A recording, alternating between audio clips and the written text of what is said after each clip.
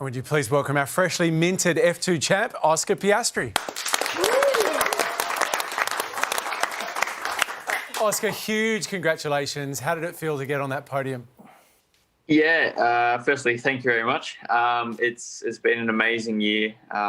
It was very nice to cap off the season with a win as well. So super happy. It's been a bit more stressful than my last couple of titles, that's for sure. But yeah, I think it's still sinking in. It's exciting stuff, mate. You're only 20 years old. I imagine you're still on your P's. How have you achieved such greatness so young? And is it too late for me?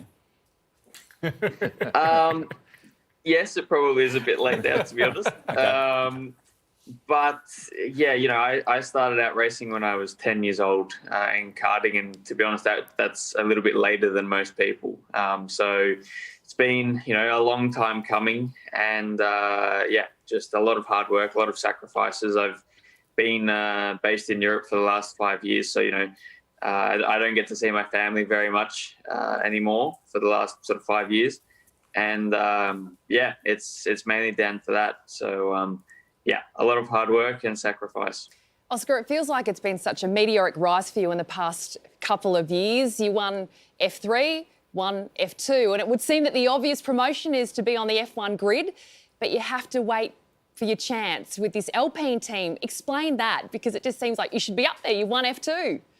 Yeah, motorsport's a confusing sport at the best of times. But yeah, you know, the plain and simple answer was there was just no seats available for next year. So yeah, I'll be reserve driver with Alpine next year, and I'm looking forward to that. Obviously, I'd love to be full time on the grid, but you know, it just didn't happen. That's just the way our sport works sometimes, and yeah, hopefully 2023 is my time to join the grid. For Australians, Oscar, it would be fantastic for you to get into the main game and have two Australians on the grid with, of course, Daniel Ricciardo, who's such a superstar driver. Do you deal much with Daniel? Has he given you some help and some tips on what happens when you get there? I've spoken to Daniel a few times, yeah. He hasn't really given me advice for if I get there, but he said congratulations after the championship, which was very nice. Yeah, been very nice to join him on the grid and have another Aussie here. Yeah, just promise us you won't. He's too smart to give him tips. He knows he's going to be hot on his tail. Just promise us you don't follow that shoey habit. With that is just so disgusting. I can't believe anyone would do that. Yeah, unless he enforces it on me, I won't be volunteering. We've been really interested overnight in what happened in the final race with Verstappen and Hamilton. I mean, clearly you've watched it. What did you make of all that drama? If that's not entertainment, then I don't know what is, first of all.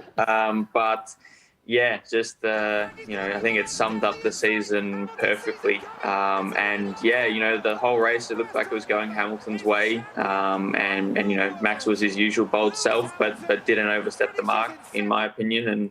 And yeah, I think either way, it was a very deserving result for whoever won the championship. Oscar, of course, what we all really want is a home winner here in Melbourne. We want an Aussie to win the Australian Grand Prix. Who wins it first, Piastri or Ricciardo? Well, I hope for my sake it's me. There it is. You know, obviously, I want to win.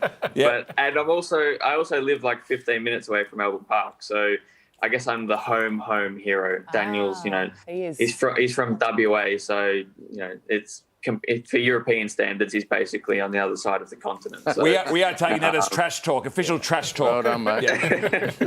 Oscar, so great to meet you. Thanks for your time tonight. Thank you very much. Part of the problem for the Australians, of course, is that it's very hard to get a seat because you don't have the money. I mean, we had Alan Jones, we had Mark Webber, and we've got now Daniel Ricciardo, but it's very... Some of the drivers on that grid get there because they got the dough. So his teammate ended up getting that seat in F1. So it does become a bit political, like you said, and the funds behind you, etc.